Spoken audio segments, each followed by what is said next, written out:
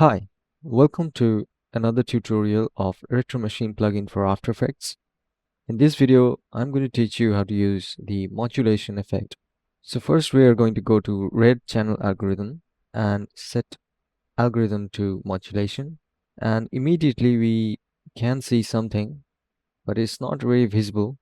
So let's open up the modulation controls.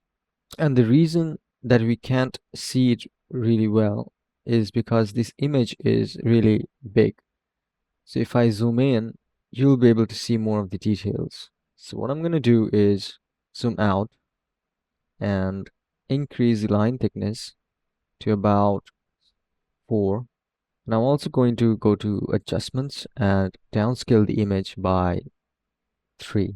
Now the way the modulation effect works is that you have scan lines that start from left or right or any of the axis and they travel across the layer. And when they come across something bright, they get some kind of resistance that makes them slow down compared to the rest of them. So to get a better picture of what's going on, we have to go to palette and let's turn the palette mode to white only. And this gives you a better view of each of the pixels. We are also going to go to adjustments and decrease the contrast a little bit. And we are also going to increase the modulation depth, which decides how much resistance the bright pixels have. And now you can see the lines start from left and travel across the layer or the comp, and in the bright spots they get resistance, they get slowed down. So in the bright spots you get more of these lines gathered around. Let's decrease the line thickness to maybe 3.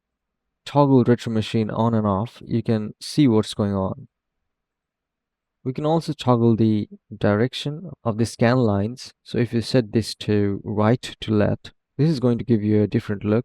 Maybe the contrast is a bit too low, so I'm going to increase it to about -4.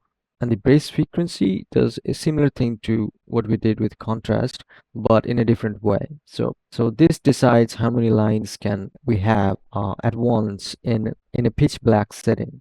So if I increase this, you can see there are more lines.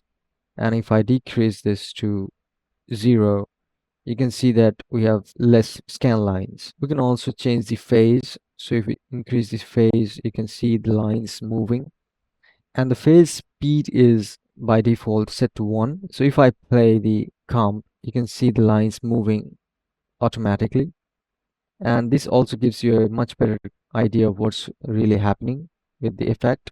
And then we have waveform type. So the default is sine thin, but if we set it to sine, you're gonna see a much more softer look for the lines. And if you set it to square, we're gonna get a more thick line. Let's set it back to sine thin. Finally, we have trail length. So this basically increases the trail effect that this modulation effect has. So if I increase this, you can see this kind of an echo effect going on here. The default is set to 1, but if we set it to 0, we're gonna have no trail. And in the advanced tab, we have some more settings like chaos, which induces a little bit of noise, and some other sliders like frequency modulation and exponential curve that give you more creative control over the effect.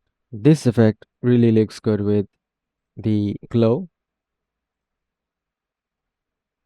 So this is going to be it for this tutorial. I'm going to see you in the next video where I'm going to teach you about the power grid effect. Till next time.